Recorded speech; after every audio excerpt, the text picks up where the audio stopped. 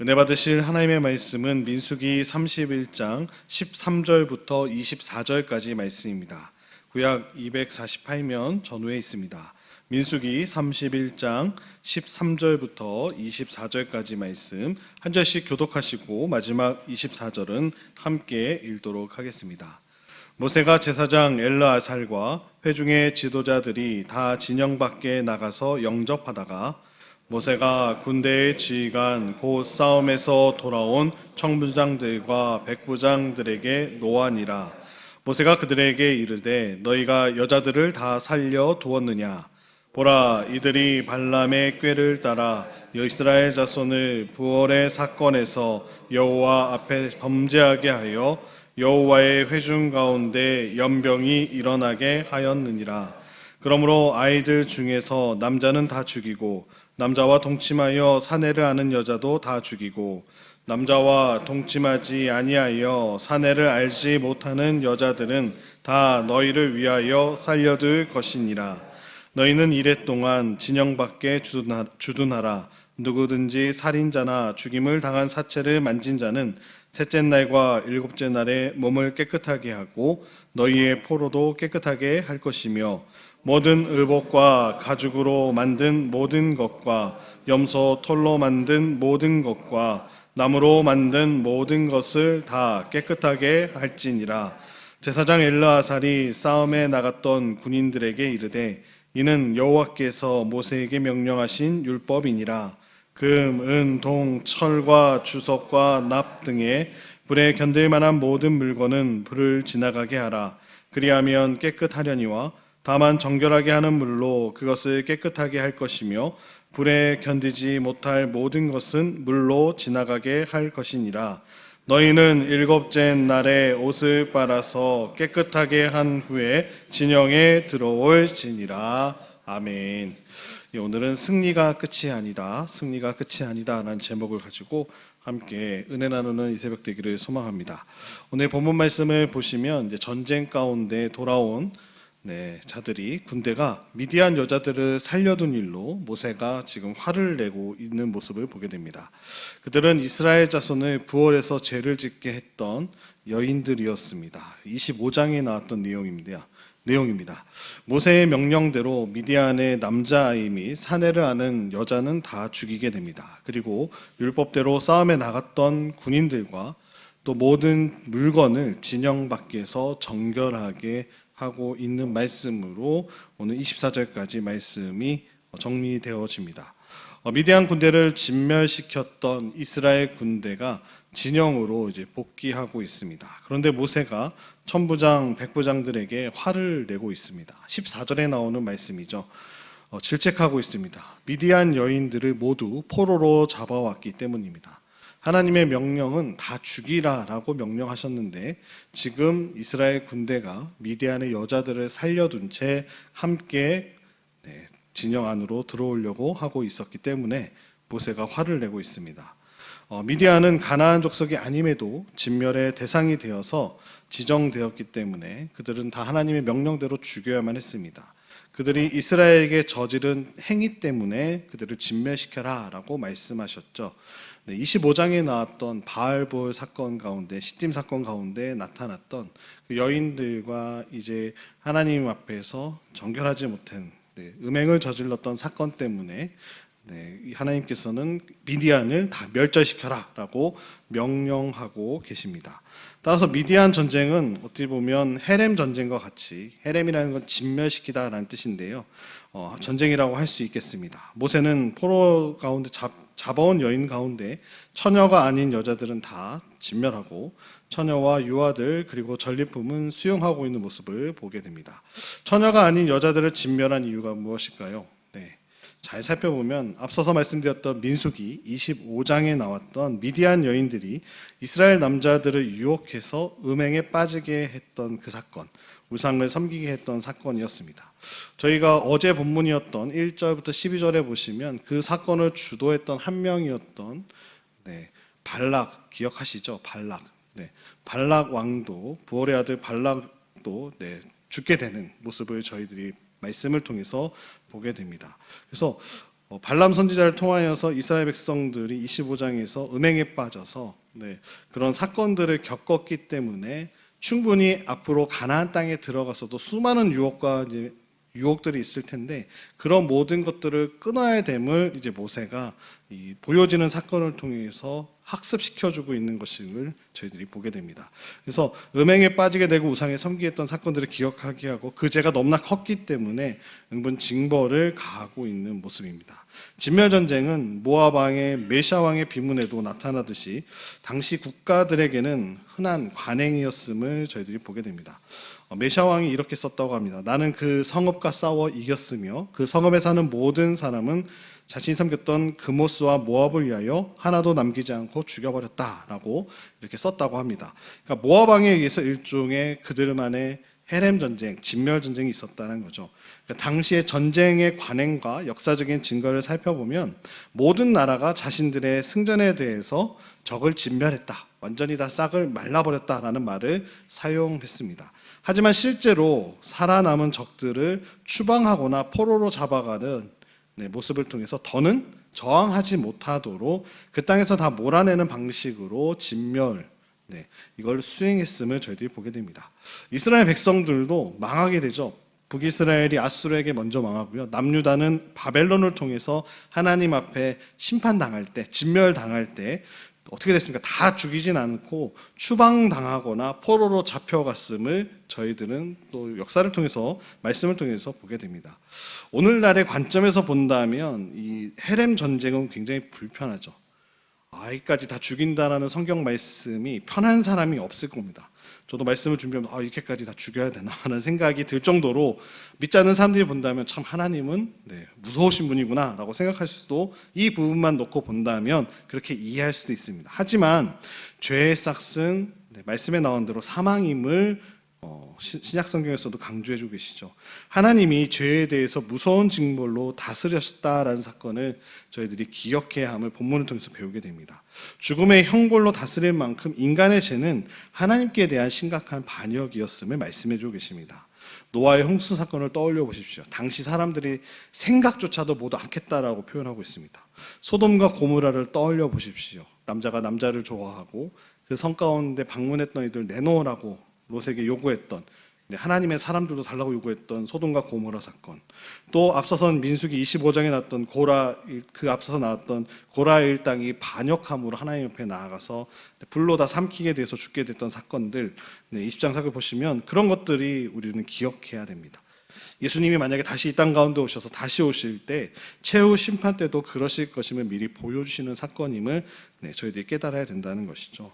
우리는 하나님께 완전한 순종을 보여야 함을 오늘 본문은 말씀해 주고 계십니다. 원수를 멸하는 하나님의 이 거룩한 전쟁에는 언제나 하나님이 주시는 승리가 있었습니다. 하나님이 명령하신 전쟁은 반드시 승리했습니다. 그렇게 우리는 승리하면 하나님의 거룩한 전쟁을 치렀다는 착각을 할 때도 있습니다. 우리가 승리했다, 하나님 우리 함께 하신다. 근데 본문은 미디안과의 전쟁 가운데 승리한 이스라엘 백성들의 범죄를 언급해 주면서 진정한 승리는 하나님의 약속을 이루는데 그 목적이 있음을 모세를 통해서 가르쳐 주고 계십니다. 하나님께 대해 완전한 순종을 요구하고 있는 말씀입니다. 오늘 본문을 보면 왜 싸웠을까요? 미디안과 왜 싸우게 되었나? 하나님은 모세를 통해서 원수를 미디안에게 갚으라라고 명령하십니다. 하나님의 거룩한 전쟁을 명령하셨습니다. 그런데 이스라엘 백성들은 미디안의 부녀들과 아이들을 사로잡아 와서 그들의 가축과 양떼와 재물을 탈취하고 돌아왔습니다. 이스라엘 군인들은 왜 사로잡고 노력한 것들을 가지고 다시금 들여왔을까요? 다 죽이라고 명령하셨는데 그 말씀을 지키지 못했죠.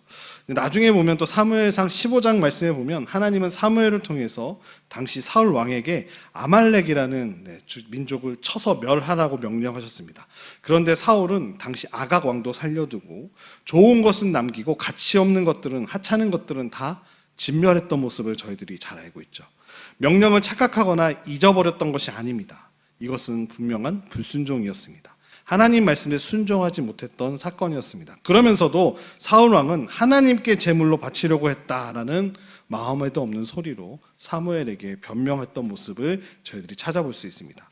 그때 사무엘은 분명히 하나님께 사울이 불순종하고 악을 행하였다라고 선언했습니다. 순종하려는 마음이 전혀 없지는 않았습니다. 그러나 하나님 앞에서는 순종 아니면 불순종이라는 것을 계속해서 백성들에게 가르쳐 주고 계십니다. 적당한 순종이 없음을 말씀해 주고 계십니다. 이건 오늘날 저희들과 똑같이 말씀하시는 말씀 앞에 순종이냐 불순종이냐, 하나님 너무 극단적인 이분법적 사고가 아니냐, O, X 둘 중에 하나만 선택, 하나님 그걸 요구하고 계신다는 거죠. 순종과 불순종. 하나님이 미디안과 싸우게 하시는 이유는 발람의 꾀로 말미암아 이스라엘 백성들이 25장에서 음행하고 우상을 섬겨서 하나님 앞에 범죄하게 된 까닭에 그들을 진멸하라고 명령하셨던 명령이었습니다. 이로 인해서 이스라엘 백성들이 24,000명이나 전염병으로 죽임을 당하게 됩니다. 이에 대해 악을 멸하라고 명령하셨죠. 그런데도 이스라엘 백성들은 자기들의 익속을 챙기기 위해 하나님의 명령에 대해 온전한 순종을 하지 못하고 일부는 순종하고 불순종함으로 나아가고 있는 모습을 보게 됩니다. 한 번의 승리가 끝이 아님을 계속해서 말씀해 주고 계시죠. 우리는 영원한 승리를 위해 주님이 말씀하신 뜻을 바로 깨닫고 늘 바르게 순종해야 될 줄로 믿습니다. 하나님께서 내게 요구하시는 바가 있다면 온전한 순종으로 하나님의 뜻을 이뤄 나가시는 이 새벽에 나오신 사랑하는 성도님들 되시기를 주님의 이름으로 축복합니다. 두 번째, 여호와 앞에 거룩하라고 명령하고 계십니다. 모압과 미디안의 여인들과의 음행함으로 말미암아 하나님의 진노를 사서 하나님께 벌을 받았던 이스라엘 백성이 주의 말씀에 불순종하고 여전히 미디안 여인들과 또 여러 가지들을 가지고 데리고 진영으로 들어오려고 했습니다. 하나님은 여인들 중에 남자와 동침하지 않은 여인만 살리라라고 살려두라고 명령하고 계십니다. 여기서 남자들과의 동침은 단순한 성관계가 아니라 우상 숭배와 관련되어 있는 사악함이 전제된, 하나님 앞에 악이 전제된 그런 관계를 암시해주고 있습니다. 언약 백성, 약속의 백성이 약속의 땅이 가나안 땅에 들어가기 위해 가장 주의해야 할 것은 우상의 문화를 그 백성들 가운데 철저하게 없애고 거룩한 하나님의 백성으로 서는 일임을 요단강을 건너기 가기 전부터 지금 가르쳐주고 계신 사건임을 저희들이 보게 됩니다. 하나님은 이스라엘 백성들의 잘못을 지적하신 이후에 다시금 거룩한 성결한 백성으로 서도록 정결 예식을 통해 전쟁에 나간 이들의 몸과 포로들의 몸과 의복과 모든 기구를 깨끗하게 하도록 명령하고 계십니다. 그것이 19절, 20절, 22절로 23절까지 나오는 말씀입니다. 전쟁 전에 이스라엘 백성들은 전쟁의 승패를 염려했습니다. 전쟁에 나가서 이길 수 있을까? 우리가 지면 어떡하지? 그런 승패를 염려했습니다. 그런데 완벽한 승리를 거두고 왔습니다.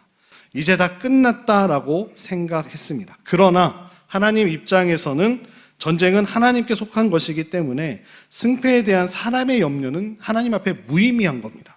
이기고 지는 것은 무의미한 겁니다. 하나님은 승패에 관심이 있는 것이 아니라, 승패, 이기고 지는 것에 관심이 있는 것이 아니라 승리한 이후에 이스라엘 백성들의 삶에 관심을 두고 계십니다. 24절에 보시는 대로 승리한 이후의 삶 가운데, 그래서 24절에 보신 대로 너희는 일곱째 날에 옷을 빨아서 깨끗하게 한 후에 진영에 들어올지니라. 깨끗하게 하고 들어오라고 명령하고 계십니다. 거기에 관심이 있으시다는 거죠. 하나님의 성전도 우리의 영적 전투의 삶도 거룩이 목적이 되어야 함을 오늘 본문은 말씀하고 계십니다. 승리했다고 교만해서는 안 됩니다. 우리가 이겼다 해서 거룩해지는 것이 아님을 말씀해 주고 계십니다. 우리에게 승리를 주시는 하나님 앞에서 우리는 항상 어떻게 해야 될까요? 거룩해야 합니다. 깨끗하게 나아가야 됨을 말씀하고 계십니다. 우리는 항상 우리 마음속에 우리의 욕구가 채워지기를 간절히 바라죠. 그러나 그런 사소한 것이고 죄가 되지 않기, 그것이 아주 작아서 죄가 아닌 것일지라도 우리는 하나님 앞에 더 거룩하게 서는데 도움이 되지 않는 것들 우리 삶 가운데 있다면 그것을 다 제거해야 됨을 본문은 오늘 살아가는 저희들에게 교훈하고 계십니다. 우리로 영적 전투에서 승리하게 하신 하나님이 그 영광을 위해 항상 순종하며 거룩한 삶을 살아야 됨을 오늘 이스라엘 백성들을 통해서 저희들에게 말씀해 주고 계십니다. 모세는 더 나아가서 군대 전체가 정결하게 하고 들어올 것을 명령하고 있습니다.